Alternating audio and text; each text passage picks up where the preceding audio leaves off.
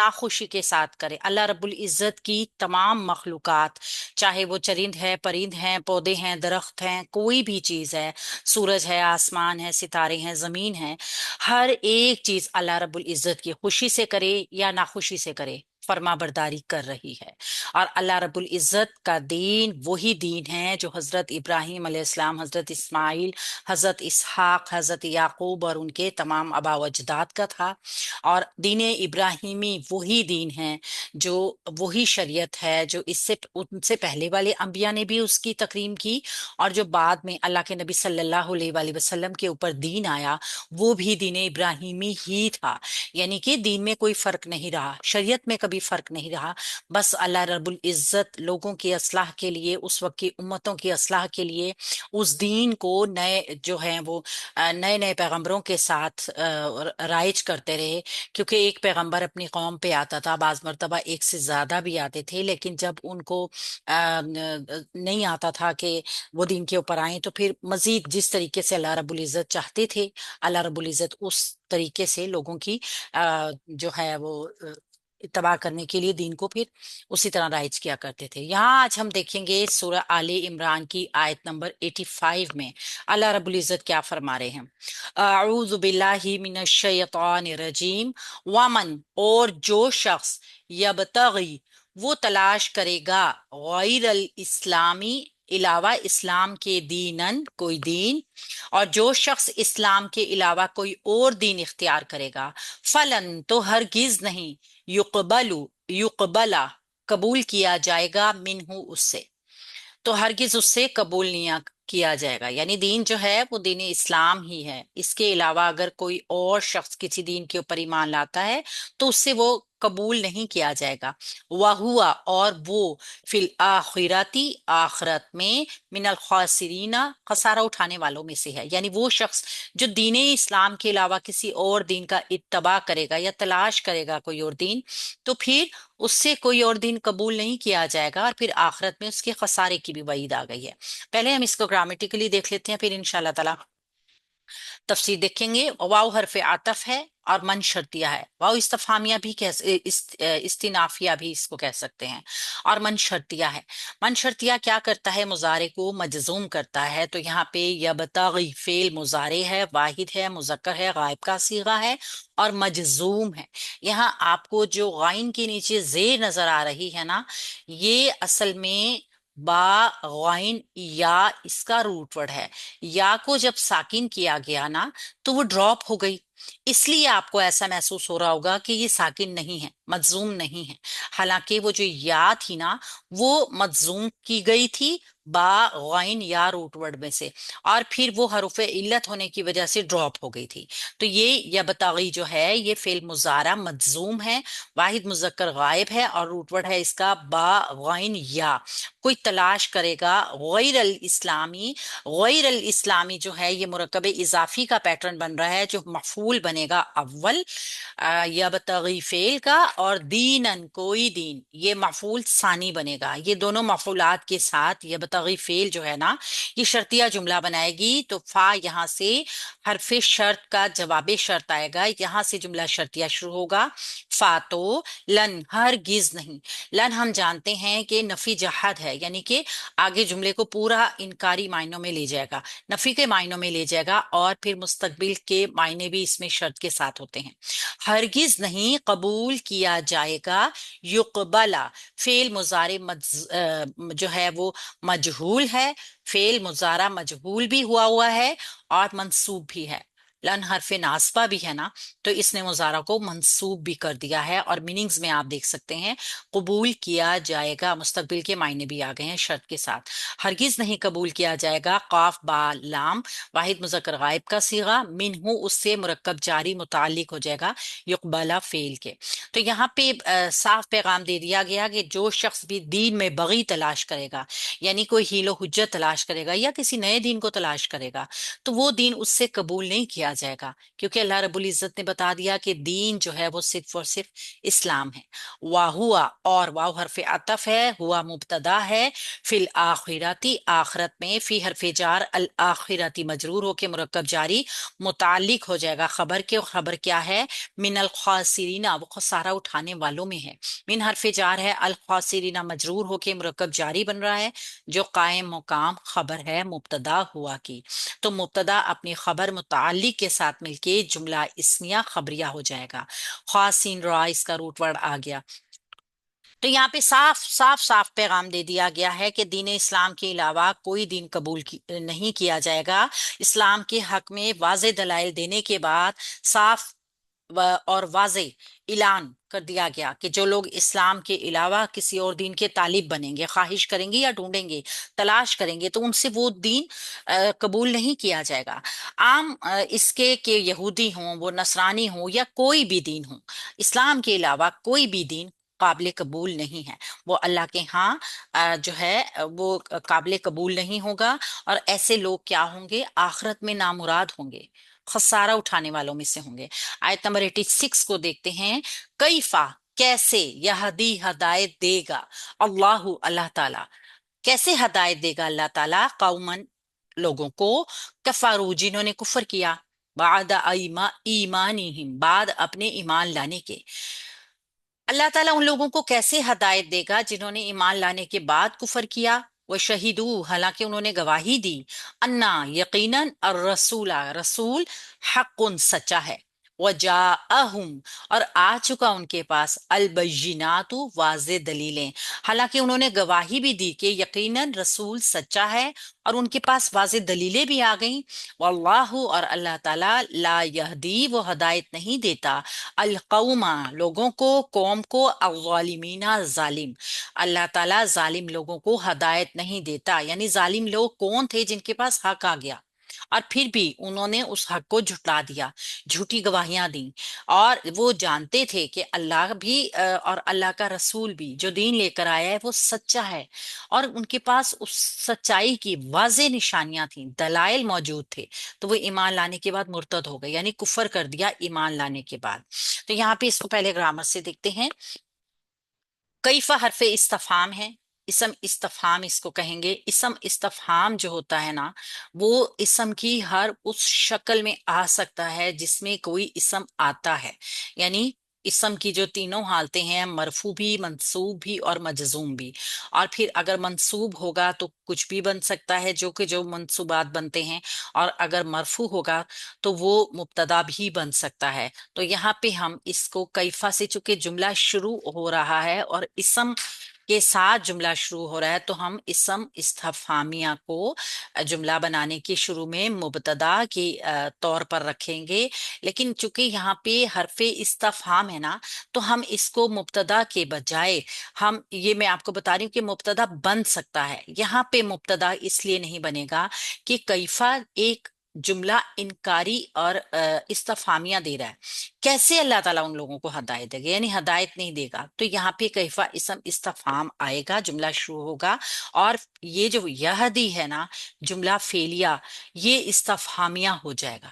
ٹھیک ہے، کچھ استفہام ایسے ہوتے ہیں، اسم استفہام جو جملے کا مین پارٹ بنتے ہیں، مبتدا بھی بنیں گے، خبر بھی بنیں گے، لیکن اس جگہ پہ جو ہے نا کیفا استفہامیہ ہے، جملہ استفہامیہ بنائے گا۔ یہدی فعل مضارع واحد مذکر غائب کا صیغہ ہے، ہا دال یا اس کا روٹ ورڈ ہے۔ کیسے ہدایت دے گا؟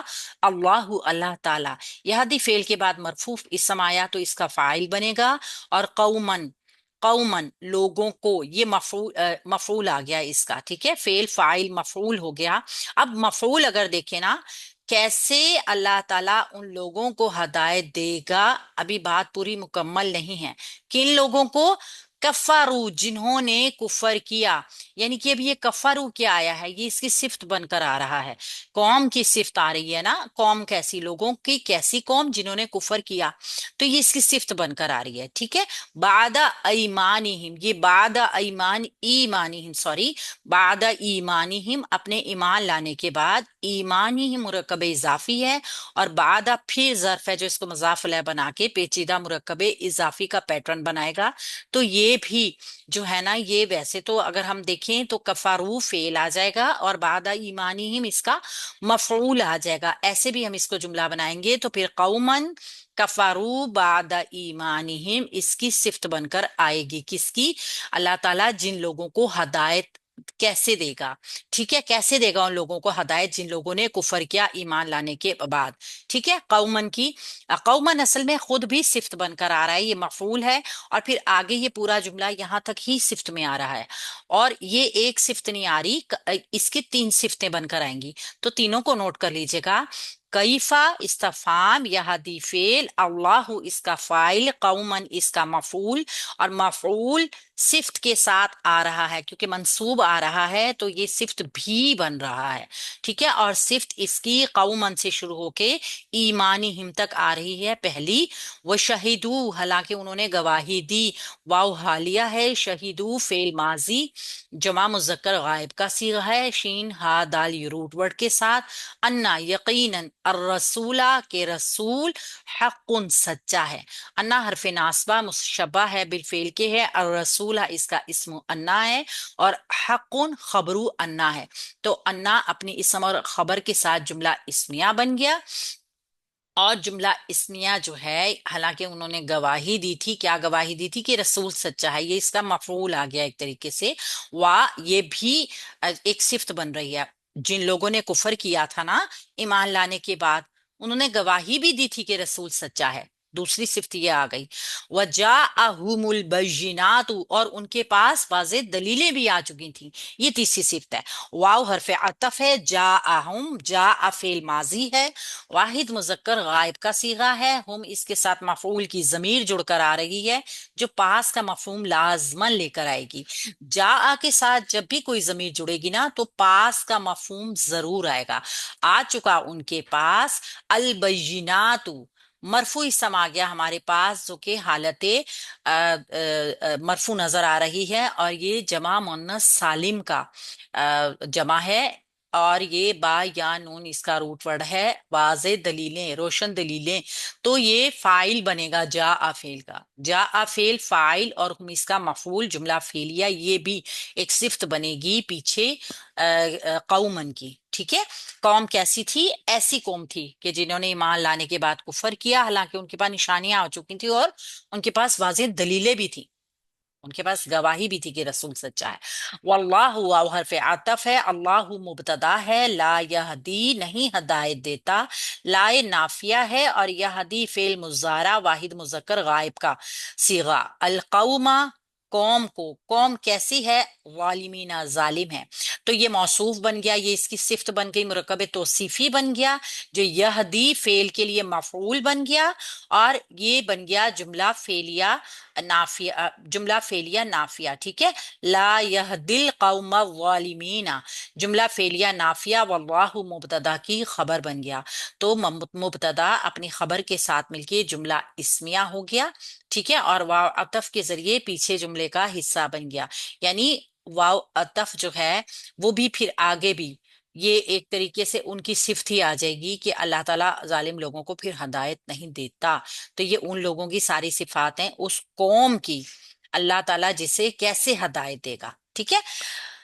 یہاں پہ اللہ رب العزت نے ایک قوم کا ذکر کیا ہے، یعنی کہ ہدایت جو ہے نا اس کا خاص مفہوم بتایا گیا ہے کہ اس کے تین مرحلے ہوتے ہیں، اور آخری مرحلہ جو ہوگا نا اس کا ہدایت آخرت کی ہے، اس معاملے میں غایت اور مقصود کی طرف ہدایت ہوتی ہے، اور بندہ اپنی مطلب جتنے بھی مصائب کے ثمروں سے بہرہ مند اور اپنی جد و جہد زندگی میں کچھ نہ کچھ حاصل کرتا ہے، بامراد ہوتا ہے۔ ہدایت کا لفظ جو ہے نا قرآن پاک میں بھی استعمال ہوا ہے، اور بار بار یہدی جو آ رہا ہے نا اس سے عام مراد یہی مفہوم ہے کہ یہاں بنی اسرائیل کے لیے نفی ہے ہدایت کی، لازمی طور پہ ان کو ہدایت سے دور کر دیا گیا، اللہ رب العزت نے اپنی رحمت سے دور کر دیا، مطلب یہ کہ جو قوم اتنے شدید جرائم میں ملوث ہو جائے تو اس کے لیے پھر اسلام کی راہ تو نہیں کھلے گی، اللہ رب العزت کیسے پھر ان کو ہدایت دے گا؟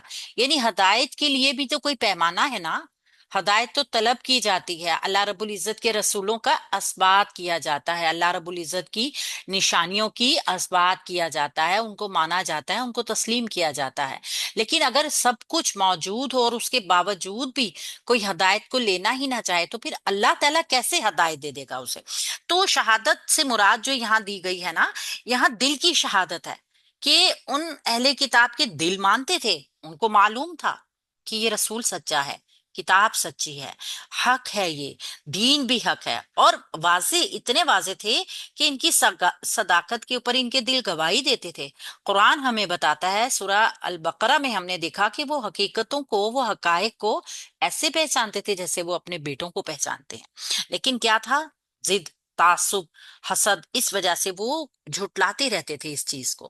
تو یہاں پہ اللہ رب العزت نے کہہ دیا ہے کہ آخرت میں ان لوگوں کو کس طرح بامراد کرے گا، جنہوں نے ایمان حاصل ہونے کے بعد کفر کر لیا، جن کے پاس نبی کی صداقت کی کھلی نشانی آ گئی لیکن انہوں نے تکذیب کر دی، جن کے دلوں نے گواہی دے دی کہ رسول برحق ہیں پھر بھی ان کی زبان جھٹلاتی رہی۔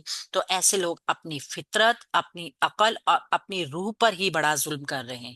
یہ لوگ اپنے سنت الہی تو یہ ہے نا کہ اللہ تعالیٰ ایسے لوگوں کو بامراد نہیں کرے گا، اپنے ہاتھوں سے اپنی راہ نشانات راہ گم کر دیں، جان بوجھ کے ہدایت کے بدلے میں گمراہی خرید لیں، تو وہ تو جان بوجھ کے مطلب ٹھوکریں کھا رہے ہیں نا۔ ان کی سزا یہی ہے کہ اس کے فرشتوں کی اور اس کی ساری مخلوق کی ان کے اوپر لعنت ہے۔ آپ اگر دیکھیں گے تو یہاں پہ آگے بتایا جائے گا کہ کس طریقے سے پوری مخلوق ان کے اوپر لعنت کرے گی، سورہ آل عمران کی آیت نمبر 87 میں۔ ساتھ ہی ہم اس کو کہہ لیتے ہیں، اولئک، یہی وہ لوگ ہیں، جزاؤہم، سزا ان کی، انا، یقیناً، علیہم، ان پر، لعنت اللہ، اللہ تعالیٰ کی لعنت ہے، والملائکتی، اور فرشتوں کی، والناس اجمعین، اور سب انسانوں کی، یعنی ساری کی ساری مخلوقات کی اللہ رب العزت نے ایسے لوگوں کے اوپر لعنت بھیج دی۔ اولئک مبتدا ہے، جزاؤہم مرکب اضافی بن کر اس کا فاعل خبر بن جائے گی، یعنی یہ لوگ، ان کی یہی سزا ہے۔ یہ جو لوگ ہیں نا جن کا ذکر کیا گیا ہے، جو ہدایت کے بدلے گمراہی خریدتے ہیں، تو ان کی سزا یہی ہے۔ تو انا حرف ناصبہ مشبہ بالفعل، علیہم مرکب جاری ہے، اور خبر اس کو ہم خبر بنائیں گے، انا کی خبر مقدم ہو کر آ رہی ہے اور انا کا اسم پھر مؤخر ہو کے آئے گا۔ لعنت اللہ، مرکب اضافی منصوب ہو کر آ رہا ہے جو کہ اسم انا بنے گا، اور واو عطفی کے ذریعے پورا جملہ ہی اسم انا بنے گا۔